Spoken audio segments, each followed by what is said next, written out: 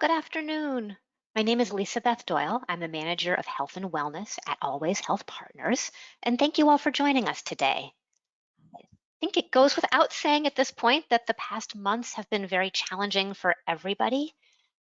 One big challenge that many of us have been having during these times is parenting. And I think that's the case whether or not you have an outside job in addition to parenting. So I'd like to introduce our speaker for today, Sheri Damon.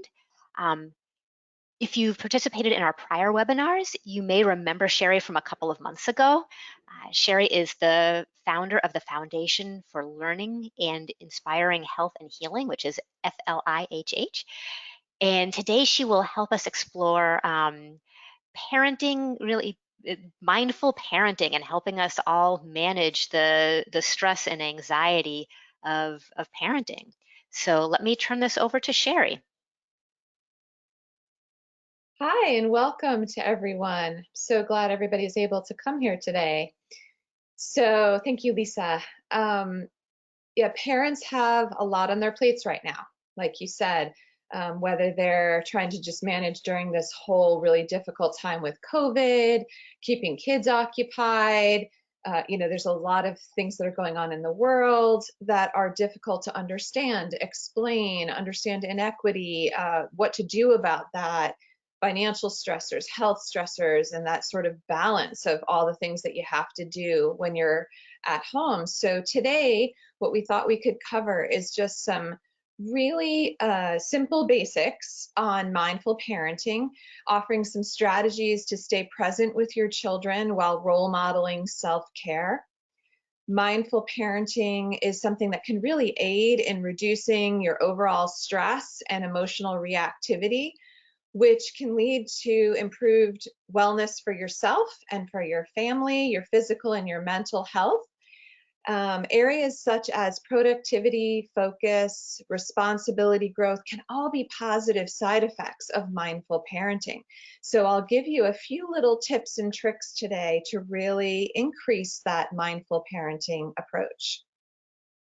If you saw my last presentation, this will look a little bit familiar because I talked about that thought that we should all be able to take care of it all. As parents, we want to be able to balance feeding our kids and taking care of our kids and entertaining our kids and educating our kids and also getting our work done on our chores and our responsibilities and balancing the bills and the budget. And so we think we should be able to be the person on your left, being able to balance all of it. And in reality, we feel a little bit more like the picture on your right, which is Hercules being sucked into the river of death. So mindful parenting is something that I'm going to offer as a way to not feel like you're sort of getting sucked into that river of death. What does mindful parenting mean? You have a lot on your plate. You've got a lot that you're managing and dealing with. First step in mindful parenting is recognizing this and validating this for both you and your child. Nobody's got a playbook for what we're going through right now. So it's hard for you to figure out how to balance it. It's also hard for your kids to figure out how to balance it. And it's okay to take a moment and say, oh, this is a lot. We've got a lot on our plate. Another piece of this mindful parenting is really role modeling self-care, taking care of yourself, not me first, but me too, to quote the famous quote. And then also having things like generosity and gratitude. And we can talk about that today, how we're going to weave that in. And mindful parenting is about really staying in the moment.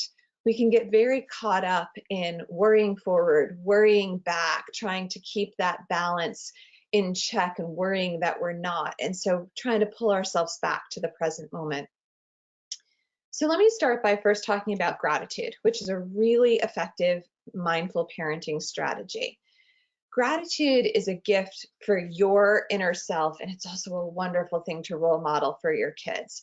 I love this quote, and I always put this quote up when I'm talking about gratitude.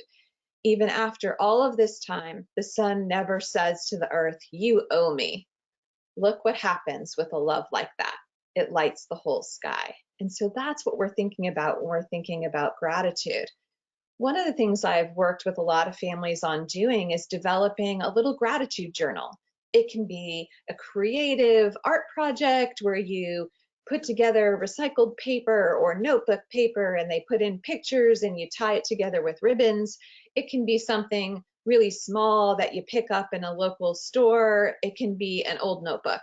It can be anything you want it to be, but it's a special place where you start to write down day after day, maybe at a set time, every day after dinner, or every morning before we start our work day, our chores, our responsibilities, one thing that each person is grateful for. And I know in the beginning it sounds like yet another chore you have to do with your kids, but it just takes a few moments and then the kids actually start to remind you to do it every day. I have so many families who will think, oh, okay, fine, we'll start this gratitude journal project and I've got to add this to like right after we have our dinner or, right before everybody goes to bed. But then it sort of takes on this pattern of its own where the kids start to remind you, oh, we didn't do our gratitude journal yet today. And just writing down one sentence that each person has to say about what they're grateful for today. It could be something small. We're grateful for, hoping you didn't lose me there, I just got a message that I got disconnected. We're grateful for the fact that it was sunny today, or we're grateful for, that we had dinner tonight, or we're grateful for this new pair of shoes. It could be anything that they're grateful for. And kids are great at being able to come up with this on their own. And so starting to practice that. And what it does is it actually starts to shift the energy in your body, moving away from worry and stress and self-criticism and I'm not getting it all done and why can't I get it all accomplished, to let me be in this moment and just have some gratitude for something. So I want to, if you're willing, practice a tiny little gratitude meditation, which can be really good self-care for you and something that you can even role model and teach your children. So if you're willing, just taking a moment to kind of settle back into your seat. This is a little bit of an excerpt adapted from Jack Kornfield. So I'm going to read a little piece to you, and then I'm going to ask you to just sort of sit quietly, eyes gently closed if you're willing, and practice a little gratitude meditation. Gratitude receives in wonder the myriad offerings of the rain and the earth, the care that supports every single life. As gratitude grows, it gives rise to joy. We do not mistakenly believe it is disloyal to the suffering of the world to honor that which we have been given. Joy is natural to an open heart. We can be joyful for people we love, for moments of goodness, for sunlight and trees, for the breath in our body. Let yourself sit quietly right now. Allow your body to be at ease. Begin to allow your body to be relaxed and open. Letting your eyes gently close if you're willing. Allow your breath to be natural, your heart easy. Begin this practice of gratitude by feeling how year after year you have cared for your own life. Allow yourself this moment of gratitude. With gratitude, remember the people, animals, plants, insects, creatures of the sky, sea, air, and water, whose existence enriches your life every day. Recognize these things make you resilient. With gratitude, remember the care and labor of thousands of generations of ancestors who came before you. We are all resilient. Allow yourself to repeat, I offer my gratitude for my well-being, where and when I receive it. I offer my gratitude for the blessings of this earth on which I live.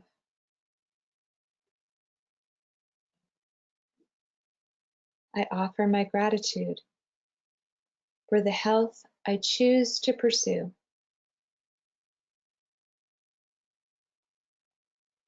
I offer my gratitude for friends and family. I offer my gratitude for my community. I offer my gratitude for the teachings I pursue.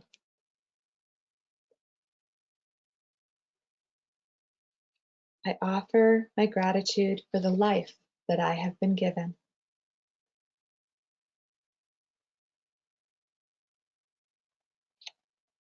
May you all sit in gratitude. May your happiness increase. May your causes for joy and happiness increase.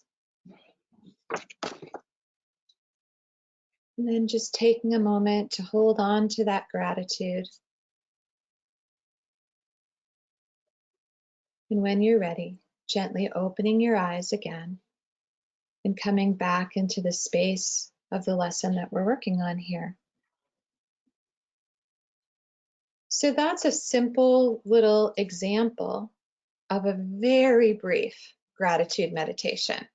You can Google Jack Kornfield. You can find all kinds of scripts and audio lessons in gratitude meditations. But you could see we went through that and it was just a couple minutes of stopping and noticing and giving yourself permission to be grateful for something.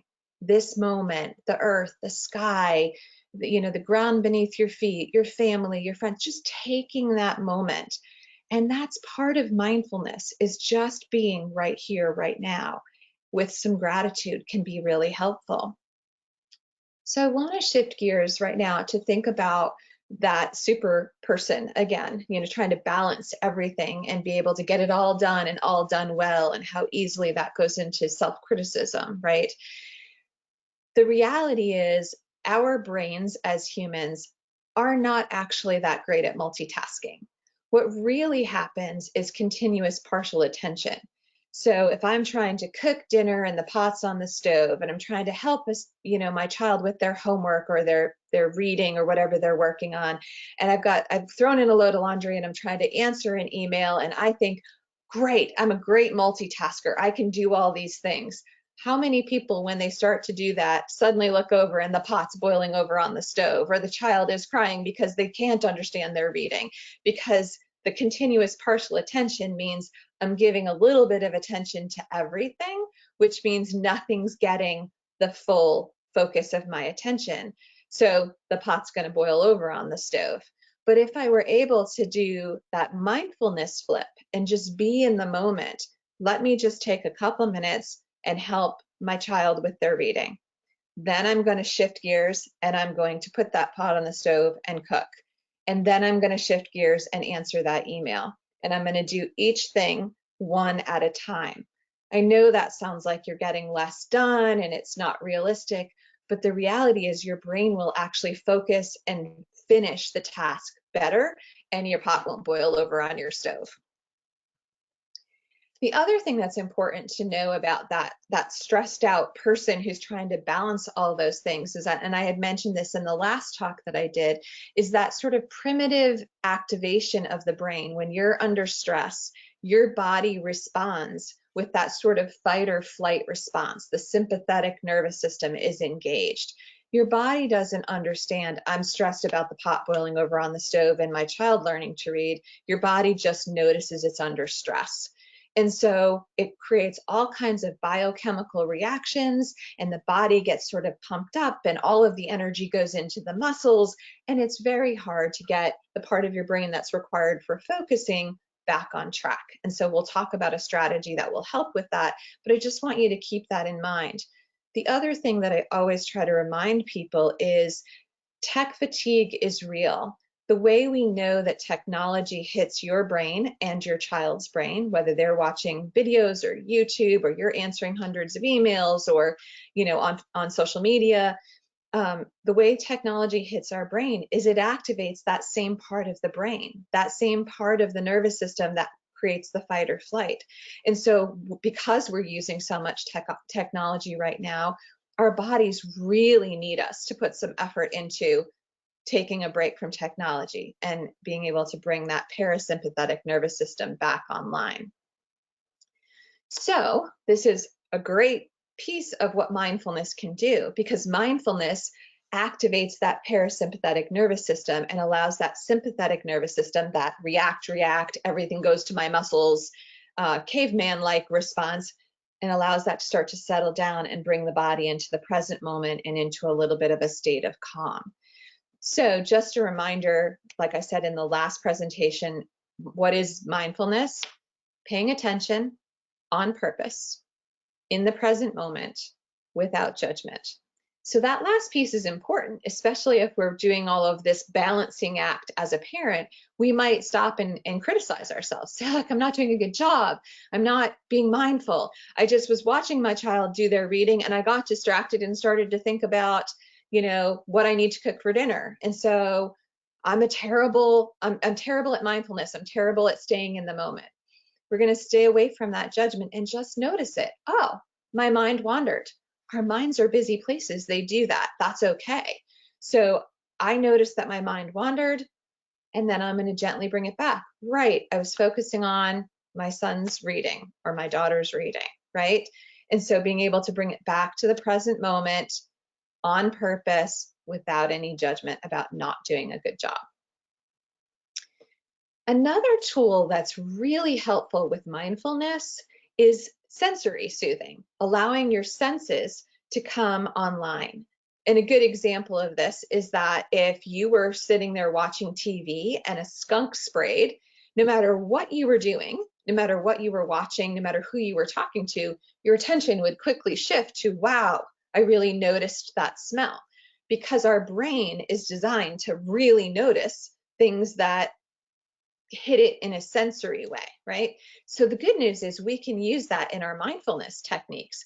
We can say, I'm really stressed out, or I'm overwhelmed, or I'm having a hard time settling down. Let me pull on a sense, not the skunk smell. Let me pull on a sense that soothes me, comforts me, brings me into the present moment. So for example, I might put a slice of lemon in my water and really feel how cold the glass feels, or smell the slice of lemon and bring myself into this present moment. I might, do this with my children and say, let's have our lunch and let's notice what colors we see on the plate, or what smells we smell, or what tastes we taste, or what it feels like to sit in our chair, or a soft, cozy blanket. So your senses are a really positive way to bring yourself into the moment and be mindful. One of the things that I love to teach people is about how to breathe when I'm trying to be mindful and in the moment and help my body settle back out of that sort of caveman react state and into the present moment. So a lot of times, and I've said in the last presentation, we've got this lovely little reminder everywhere with the STOP on it: stop, take a breath, observe, and proceed. But a lot of times when you tell somebody to take a deep breath, they go, and they fill up their lungs with air. So chest breathing is stress breathing. And so when we're trying to settle our body, what we want to do is really fill our belly with air. So take a moment right now and allow yourself to take in a deep breath, filling your belly with air like you're filling up a balloon. And then as you're ready, exhaling slowly, allowing the belly to collapse back towards your back. And then breathe in again when you're ready, filling the whole belly with air. And then exhaling slowly, allowing the diaphragm to collapse. And maybe do it one more time at your own pace, but taking that deep breath into your belly and then exhaling down, allowing the center to collapse. The diaphragmatic breathing allows the body to know that it's safe to settle. I'm not breathing into my chest, so I have tons of air in my lungs to run or fight or do what I need to do. I'm breathing into my diaphragm, allowing my body to understand it's safe to settle down now. The other trick that's super fun with kids, and I actually do it with adults in our groups, is to lay down on the floor. You can lay down on a yoga mat, or you can lay down on a rug, or you can even lay down on a bed and put something on your stomach. So for kids, I use stuffed animals. Actually, for adults, I've used stuffed animals. Or you could put your hand, or you could put a really light book or something, and breathe in and make the stuffed animal go up the stairs and kind of breathe in like 1, 2, 3, 4, and fill up that belly with air and allow the stuffed animal to walk up the stairs. And then breathe out, slowly allowing the animal to come back down, the little stuffed animal to come back down. And if you can do 1, 2, 3, 4 in, and then a longer exhale out, maybe 1, 2, 3, 4, 5, 6, 7, or 8, that long exhale sends a message to the brain to settle down even further. It's a great trick when you're trying to get the kids ready to go to bed, and maybe they've been outside playing and they've been running around and it's hard to get everybody to settle down. It's a wonderful mindfulness strategy because you're focusing on your breath, but it's also a great settling strategy because it's allowing the body to know it's time to relax. And a lot of times after doing a couple of these stair-step breaths, 4 in, 8 out, you'll find that kids start to fall asleep because their body becomes so settled. So the last time I did a talk, we talked about the Coper model, and today I want to focus really on just 2 elements that are really helpful in mindful parenting: play and empowerment. And so I think about play in a lot of different ways, kind of how our body interacts with the world. And that's how we know kids' bodies interact with the world, is through play. So even just thinking about where in your body you experience your stress, right? Do you hold it in your shoulders, in your neck? Are you holding your hands tight? Are you holding your knees tight? And paying attention to that for a moment and allowing that to settle. We can teach kids how to notice tension and notice relaxation by teaching them a whole body squeeze. So they can pull their knees up to their chest and hug their knees and give it a big tight squeeze. That's tension. And then relax and let everything go loose. You'll find, again, this is that self-care and teaching your kids the same strategies. You can do it and you're going to feel more relaxed. They can do it and they're going to feel more relaxed. So anytime we have a lot of tension in our body, we can really squeeze tight and then allow it to relax. Great mindfulness strategy, great playful way to teach your kids how to settle their body and become calmer in the moment. Another really great play strategy is taking a mindful walk.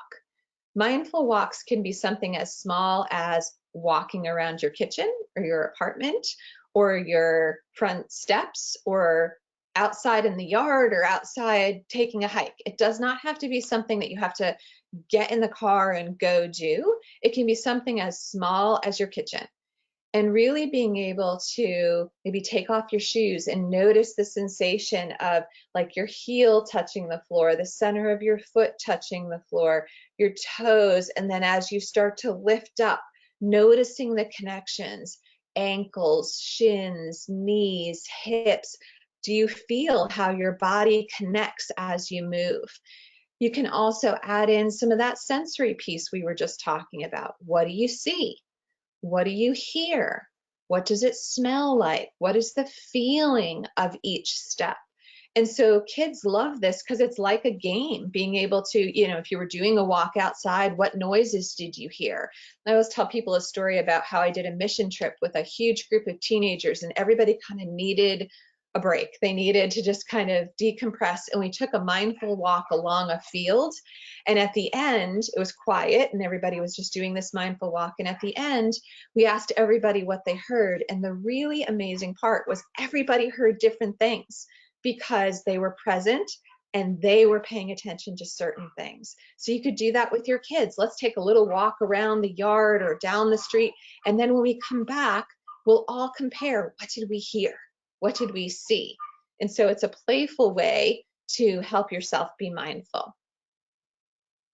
The other thing that can be really wonderful, especially at this time when a lot of people are home and there's just a lot of things to do, is build play into the everyday and make little things mindful. So, playing with water is such a soothing thing. So watering the garden or playing in a small pool, or helping wash the dishes, putting all the dishes in the sink with a whole bunch of soap and bubbles, and notice what the bubbles feel like and smell like, and how the water feels warm, and how the scrub brush scrubs everything loose. Getting the dishes washed, rinsing them, putting them on the counter, looking at what they look like when they're dry. Building that mindfulness into the everyday actually can get 2 tasks done at once, but also help you be really mindful and in the moment. Planting some small plants like spices, lavender, peppers, things that smell and look and sound and feel, so that you can, and then you can water them. So it can be something that can really be a great brain break, allow the body to pause and be mindful in the moment, and maybe get another task done at the same time. The other piece that I wanted to talk about is empowerment, which is a really great strategy, and I use it a lot in all of the work that we do here at Fly, and helping people step outside of themselves to do something or think about taking care of someone else. And the best way that I can describe what empowerment feels like in terms of your own wellness is, if you've ever been in an arena when the wave is going around, you can literally feel the energy as it's coming closer and closer to you and moves around. And that's what empowerment kind of feels like. When I step outside of myself and do something thoughtful or helpful to someone else, it actually brings that same positive energy to myself and helps me heal. And it's great role modeling it for your kids. So through COVID and through everything that's been going on in the world, I've had so many different projects that I've witnessed people doing that I work with, drawing pictures for people who maybe live in nursing homes and aren't getting a lot of visits right now and are feeling really isolated and alone. And kids are amazing artists, so having them draw pictures and then dropping them off. Making masks for people, making meals for people, or snacks for a neighbor, or maybe helping somebody with an outside project like gardening or watering, or things like that. And so taking some time out, even though it feels like another thing to add to your day or to your weekend or to an afternoon, taking that time out to step outside of yourself and help other people has the benefit of helping you and helping promote your wellness as well. And so it's stuff that you can do mindfully, and you can be present, and you can do it in a project sort of with your kids. So just in closing, and then I'll take some questions, because I know that sometimes we have some questions and I want to be able to make sure I save some time to answer them. In closing, mindful parenting helps keep the whole family healthy and well. And so today I just gave you a bunch of really quick, brief ideas, but there are so many wonderful resources out there for mindfulness and mindful parenting, and different gratitude journals and gratitude meditations and ways that you can help other people. And so I would encourage you to really start to look into this and take a moment to be mindful. And I'm going to stop there and see if anybody has any questions. Hi, Sheri. Thanks. So if you're wondering where to put your question, there is sort of a dashboard over to your right, and there's a question box in there. So please type any questions in there. And we do have a couple already. So one came in, it says, can you give me some recommendations for trying to work and parent at the same time? Okay, that's a great question, and really what we're dealing with right now, right? Trying to keep everybody safe and entertained.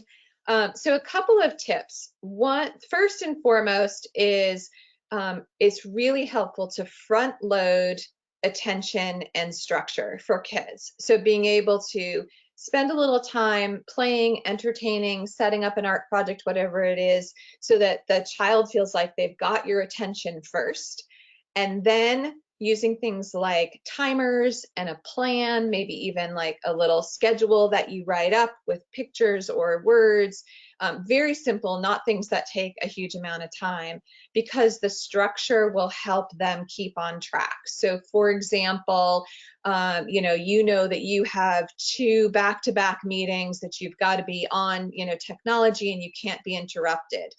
Before that, sort of sitting down with the kids, playing with them for a couple of minutes, helping set up, like, here's your snack, here's this activity, the timer's going to go off and you're going to do this, and then mom's going to be back or dad's going to be back to check in with you, and we'll do the next couple things. So trying to set up a realistic structure in a place that's sort of safe and entertained, and the things are sort of lined up ready to go, can be really helpful.